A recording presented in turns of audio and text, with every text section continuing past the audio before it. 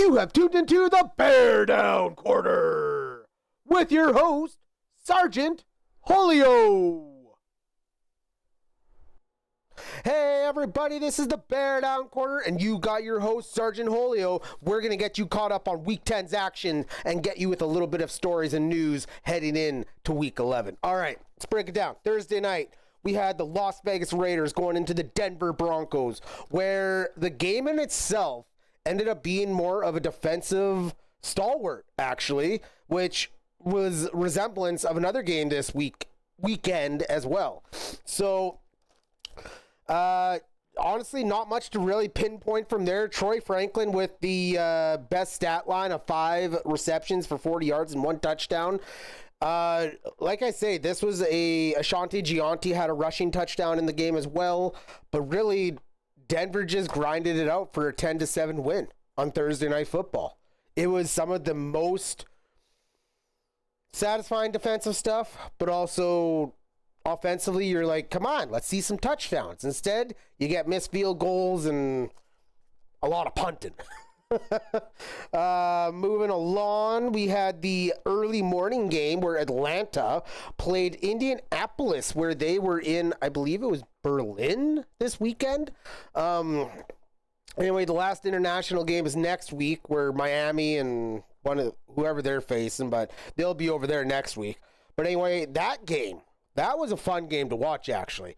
Not quite what I wanted for my fantasy team, but they are using Tyler Algier within the 10-yard line like a fucking pit bull. Atlanta is, okay? Bijan runs long runs, but when they're down in that 10-yard area, you know they're putting Tyler Algier. He is a power back, running back. He got 2 touchdowns on that day, but it wasn't enough, as Indy tied it and ended up going on where their running back had a hell of a day. Jonathan Taylor led the Colts to a 31-25 overtime win, obviously with Daniel Jones doing Daniel Jones things, but he had 32 attempts for 244 yards, 3 touchdowns, not to mention 3 more catches for 30-plus yards. Like, this man is making a case for MVP this season. And if you don't think so, then you know what? I've heard stories of Drake May being put out there for MVP, and yeah, he has the Patriots at 8-2 near the top of the AFC right now. Indy is right there too, though. I believe they're 9-2 now. So at the end of the day, I know that quarterback position is very important, but we got to take a hard look at Jonathan Taylor, especially if the Colts end up winding up as the number 1 seed, which it very well could happen. So, like, let's not forget Jonathan Taylor when we're talking about MVP talks. Yeah, he is 3 times. He's had 3 touchdowns in the same game this season. Unbelievable. Baltimore goes into Minnesota, where honestly, it was kind of a weird game. Just enough offense. It was a real football game. And I mean by, it wasn't quite what you expected. Like, Zay Flowers and Derrick Henry each had 75 yards receiving and rushing respectively. Lamar Jackson, his 1 touchdown loan of the day went to his tight end, Mark Andrews, and they were able to stomple on Minnesota, who looked really good after coming away with a 27-24 win last week against Detroit, but they weren't able to replicate it this Sunday. But that defense, they're going to keep Minnesota in games this year. But man, they got overpowered for J.J. McCarthy. Like, I know Jalen Naylor had 125 plus yards on 5 catches and a touchdown. He was their lone bright spot on the day, but his touchdown came late in the 4th. Game was already more or less over. So 27-19 the final there. Yeah, let's do this one. New York Giants go into the Chicago Bears, where I'm not going to lie, it was nice to see at the end of the first quarter, we're up 7-0. And then New York started doing their things. Jackson Dart started doing his magic, right? He ran for a pair of touchdowns on that day, and it wasn't enough because CJ Gardner hit that guy so freaking hard, put him into concussion protocol. Sorry, Jackson Dart. I guess sometimes things are meant to be when you're going to run bullheaded right into everyone. But lo and behold, our savior, Caleb Williams anyway, because we were down for a majority of this game. It would go back and forth, but we're usually within about a score or so, right? So finally, here's to set it up, right? You got him driving down the field in the fourth quarter, touchdown to Roma Dunze. New York goes back, kicks a field goal, so they go up 20-17, and then you could hear the guys on the sideline afterwards. I seen some of the backstage stuff, and they're like, all right, go get it, man. We believe in you. And Caleb Williams didn't disappoint. Strike after strike, even with 8 total receivers missing catches on this day. All right, drop passes. I'm not just talking like weird, insufficient tosses. No, drop passes. They were doing this day. But instead, he drives them down the field, and then on a bootleg pullout, who you think he's going to the tight end turns into the lead blocker, and he runs for a 30-plus yard touchdown.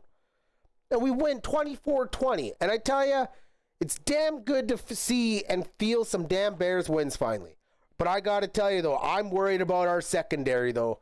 The DB position, we need to sign Asante Samuel Jr. as soon as we can. He was already coming out to Chicago in last week for a visit, so we sign him. We get some guys healthy. We should be all right. New England, as we were just talking about Drake May, goes into Tampa Bay to take on another MVP candidate in Baker Mayfield. Now, that was also another shootout, that game. Emeka Mbuka, he had a touchdown to start off for Tampa Bay. New England drives back down. May had 2 touchdowns and interception in this game. Baker Mayfield just tried to drive his team as well as he could, but at the end of the day, Travion Henderson, 147 yards and 2 tutties to help drive the fork in the needle for the New England Patriots as they controlled the ground game and the clock for a majority of that game. So 28-23 was the victory for New England. Jacksonville goes into Houston, where backup quarterback Davis Mills would be replacing C.J. Stroud in this game, as he was in concussion from last week's game. Now, the nice thing for Houston, though, not so much up to a certain point before the fourth quarter, but they have the talent that if you have a guy with just enough football IQ, he can make the plays to his receiver. And what I mean by that is you got your number 1 receiver and you got your tight end. You're doing boom, bang, boom all over the field. And it showed because, and I got to give credit to him, Davis Mills mustered up a 27 and 45 overall stat line for 292 yards, 2 passing, 1 rushing touchdown, and an interception. He brought them back from, I think it was a 19-point deficit after late in the third quarter, and he hit Nico Collins for 7 receptions at 136 yards. He hit Dalton Schultz in the back of the end zone. He rushed one himself. The touchdown earlier in the game was earlier on points, but either way, though, they drove back, and the score was 30-29. So here's the deal. Jacksonville was driving the field, and then on, I believe it was a batted interception or a fumble. Either way, Houston ended up running back for the defensive touchdown to end the game, basically. They didn't even kick the extra point. It was like last play of the game kind of stuff. Needless to say, Houston was fighting for their playoff lives to try and stay in it, because now they're 4-5, and Jacksonville needs to take a look in the mirror at 5-4. Like, these are middle of the pack teams fighting it out right now. Division nonetheless too, so even more important. New Orleans. Oh, we can talk about old New Orleans. All right, so they went into Carolina, where after Carolina with their upset win against Green Bay last week, they were riding high, and why not? You got New Orleans coming into town. Trap game for you. Tyler Shaw didn't think so at all for that day. Shaw decided to throw for 19 and 27, making your defense look like they were a second-rate Madden team. And he did it for 282 yards and 2 touchdowns. Okay? Defensively, New Orleans can play with the best of the boys right now. Their big problem is they start to get tired after you keep giving up the ball. So if Tyler Shaw can keep the offense on there a little bit longer, look what happens.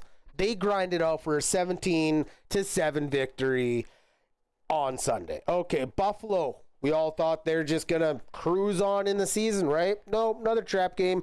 Miami shit a brick on them on Sunday over down in Florida. And you know what? We're just going to read this title. Devon Achane was the game player of that for that team. 22 attempts, 174, 2 touchdowns, and another 51 yards on receiving on 6 receptions. He was their offensive machine that day. Okay? Tua Tagovailoa still threw 2 interceptions. So it's not like he was protecting the shit out of the ball. But they controlled the clock and ran the ball well. So, yeah, Buffalo needs to take a look at 6-3. Miami goes 3-7. But let's be honest, they're probably not making some miraculous comeback to go freaking 10-7. Or at least I don't think. But Miami fans, celebrate as you win 30-13. All right, afternoon games. Oh, baby, the Seahawks. Did they ever put a licking on the freaking Arizona Cardinals? So, total score, Seattle 44, Arizona 22. Now, what I mean by whooping is the defense dominated enough to the point that DeMarcus Lawrence had not 1, but 2 defensive fumble return touchdowns, and they were up 35-0.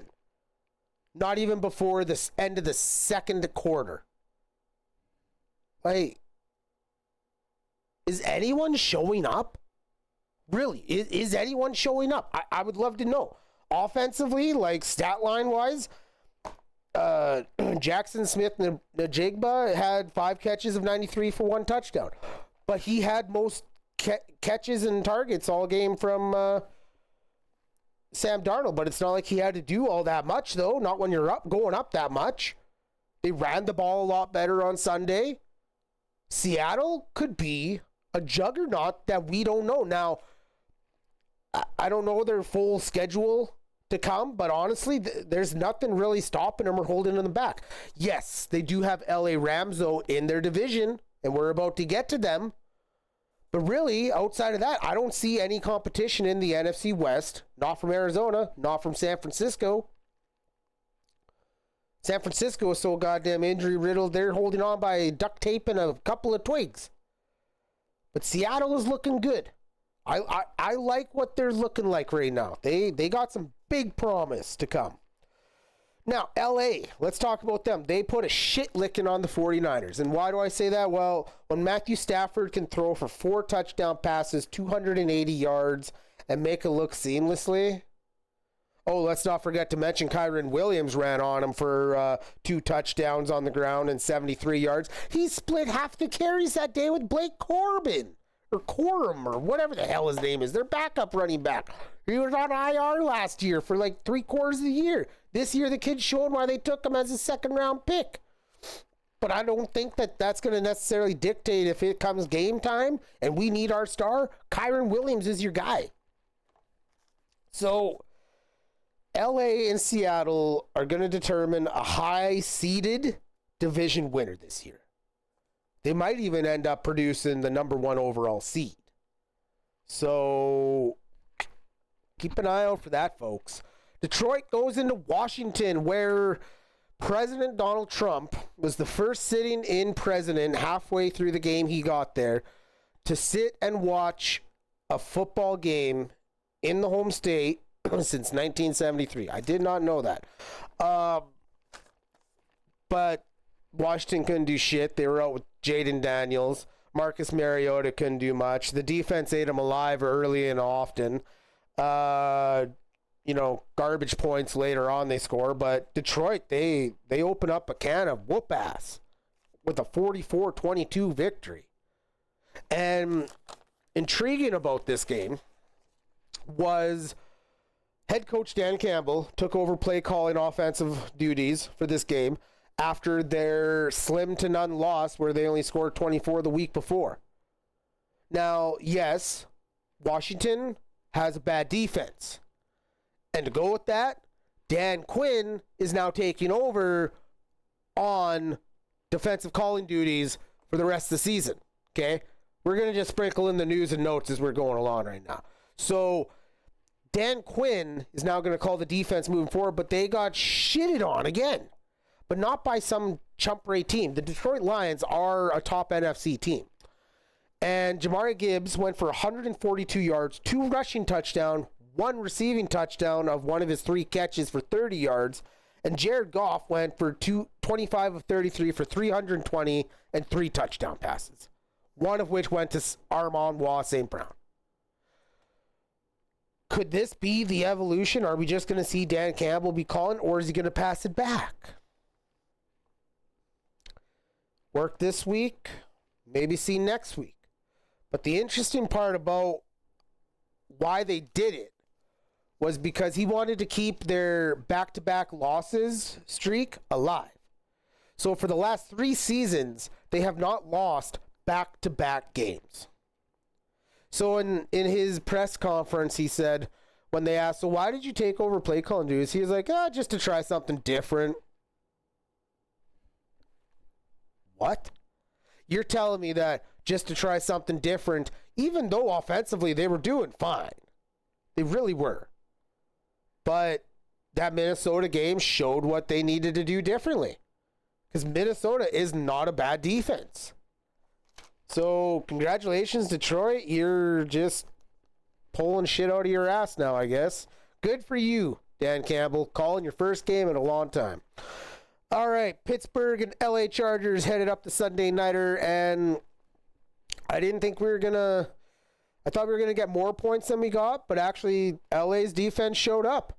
They held Pittsburgh to 10 points total on the night, made Aaron Rodgers look like an old, feeble man, and without their 2 starting tackles, Justin Herbert managed the shit out of that ball. No turnovers, did just a perfect job, and Ladd McConkey 4 receptions of 107 yards and 1 touchdown on the night. They grinded out a 25-10 win. But you know what? They're showing they can grind out wins. You have to be able to do that in the NFL. Monday Nighter featured the Philadelphia Eagles traveling to the Green Bay Packers. Now, this one was the other defensive stalwart of the weekend. But honestly, I'd probably put it better than what the Denver Raiders game was. Okay? Because these are 2 well-known high-octane offenses. And these defenses just showed up and no.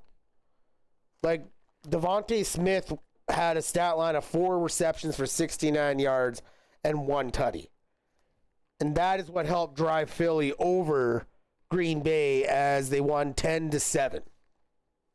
Josh Jacobs had the rushing touchdown for Green Bay, by the way. So, and that came late in the second half. So, like,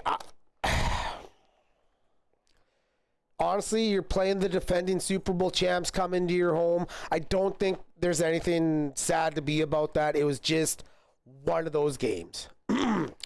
Drops Green Bay to 5-3-1 now, but honestly, well, who am I kidding? As a Bears fan, I love it. We're ahead of them, but it might not last. It might last. Who knows? I hope it lasts. I hope maybe we grind out and we show that, hey, our defense is coming around now, and we have our 1-2 punch. But until then, Green Bay's going to have their defense. Their offense is struggling a little bit, and it's like the tables have turned where we're more offense and we suck defense. Go figure, right? But that's okay. Other news and notes, heading into Week 11, Jets wide receiver Wilson is expected to miss the next 3 to 4 weeks with his knee sprain. I don't even know why the guy tried to come back for the 1 or 2 games that he did. He struggled in those games. He basically was non-existent this Sunday. So, yeah, he's out. Joe Burrow, here's a big one for you, is expected back way sooner than expected. reports coming from Jake Glazier of Fox Sports, when he talked with Joe Burrow recently, his rehab went so well because of his almost aggressiveness, but just his dedication to it, that he literally said to Glazer, expect maybe Thanksgiving-ish. You know what? Joe Burrow is a hell of a competitor. That is a class grade 3 turf toe break. But if you can do it, why the hell not? Your Bengals have still somewhat salvaged the season. They're not completely out of it. Defensively, they got to figure out what the fuck. But, yeah, so Joe Burrow could be expected back. And to finish off, we have another firing of the head coaches. The second unfortunate soul of the season is New York Giants head coach Brian DeBoll. That's right. You got it here. You got it now. He was fired after Sunday's game against the Bears, not because of necessarily just that last loss in particular, but all the losses, right? Since he's been head coach, they made the playoffs once. In Daniel Jones's rookie season, I believe it was, or second season. Either way, no, second season, because his rookie season, he sat behind Eli Manning before Brian DeBoll is actually the head coach that benched Eli Manning to start frickin' Daniel Jones.